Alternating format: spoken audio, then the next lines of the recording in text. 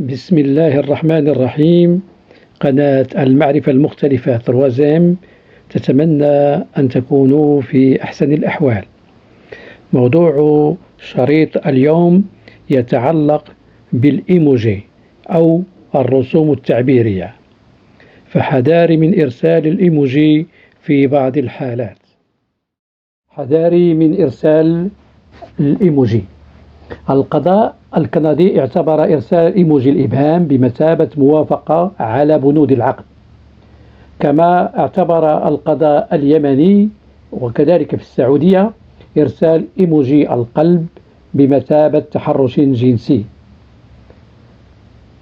أخواتي وإخواني المحترمين، أجيو نطلعوا على هذه المسألة من خلال هذا الشريط.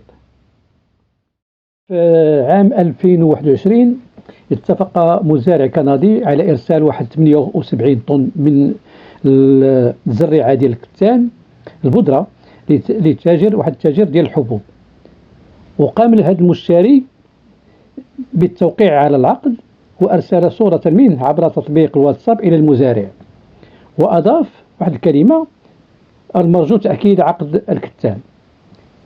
رد عليه المزارع بعلامة الإبهام، الإيموجي الإعجاب، أو ما نسميه في بعض الأحيان البصمة. وبعد مرور فترة زمنية لم يقم المزارع بإرسال المحصول إلى المشتري، فقام هذا الأخير برفع دعوى ضده بسبب خرقه العقد الذي وافق عليه بتعبير الإيموجي الإعجاب. في المحكمة صرح المزارع بأنه أرسل الإيموجي الإعجاب ليعبر عن استلامه للعقد فقط، وليس للموافقة على محتوى العقد. وأضاف بأنه كان يتوقع أنه سوف يتسلم العقد لاحقا، إما عن طريق البريد الإلكتروني أو عبر الإيميل، بينما اعتبر المشتري أن وضع علامة الإيموجي الإعجاب أو الإبهام أو البصمة على رسالته يعني الموافقة على العقد.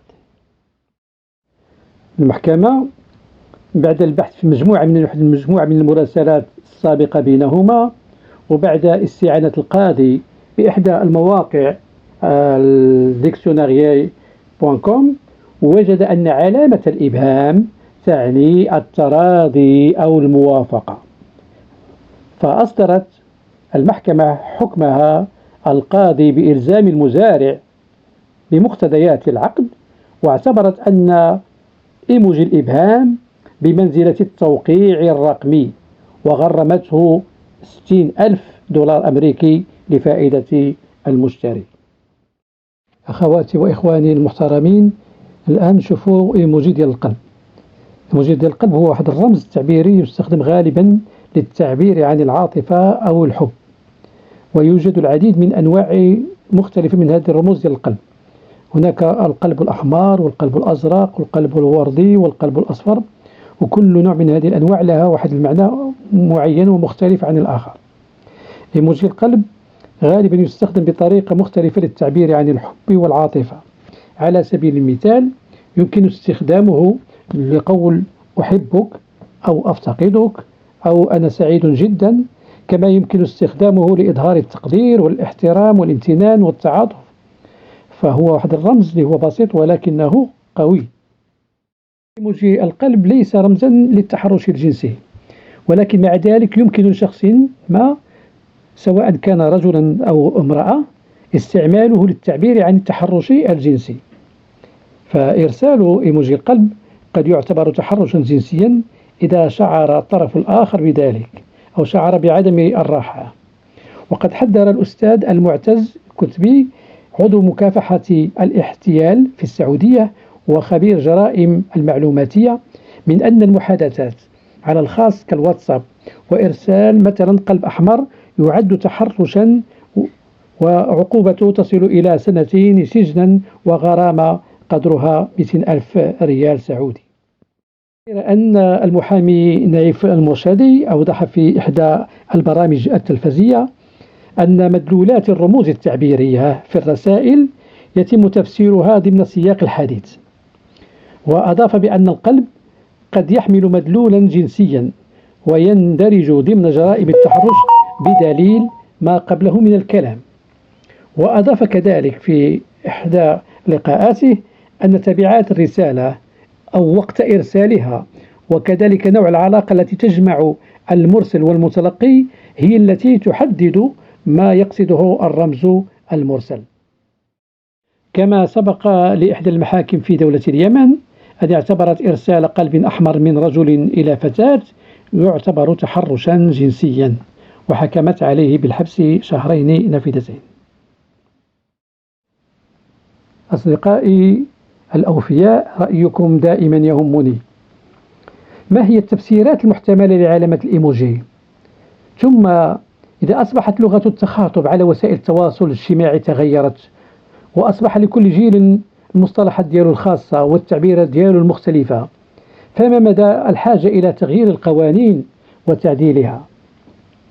أما الاستنتاج والخلاصة أن علامة الإيموجي لها هيئة إدارية عالمية قبل اعتمادها عالميا يتم تحديدها والتعريف بالمقصود منها، فأية علامة إيموجي لا يتم وضعها عبثا أو من باب التسلية، فكلها لها مدلول مدروس يتعين قبل استعماله معرفة مقاصده.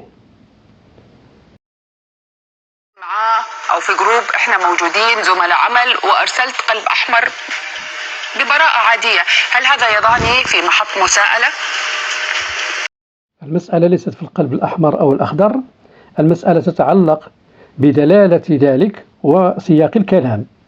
فنجد في بعض المجموعات هناك من ضعاف النفوس من يسبب مشاكل بإرسال مثل هذه الرسائل سواء المشفرة أو الواضحة من خلال سياق الكلام يتضح ذلك، ومن خلال توقيت إرسالها، فيتسبب في مشاكل لا تخطر على البال.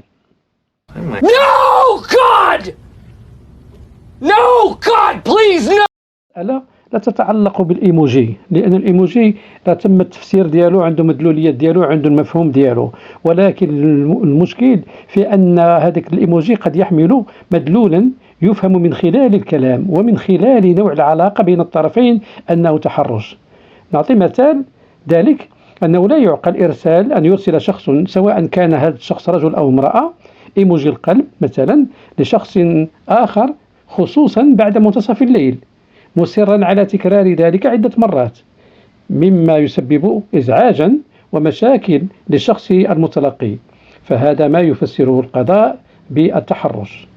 أما إذا كان القلب من خلال ما سبق من الكلام وما بعده من الكلام لا يحمل أي معاني تدل على مدلول جنسي فلا مانع من ذلك، خاصة إذا كان الأمر مألوفا في مجموعات محترمة. أخواتي وإخواني المحترمين، أتمنى أن أكون قد أفدتكم، وإلى اللقاء في شريط آخر بإذن الله.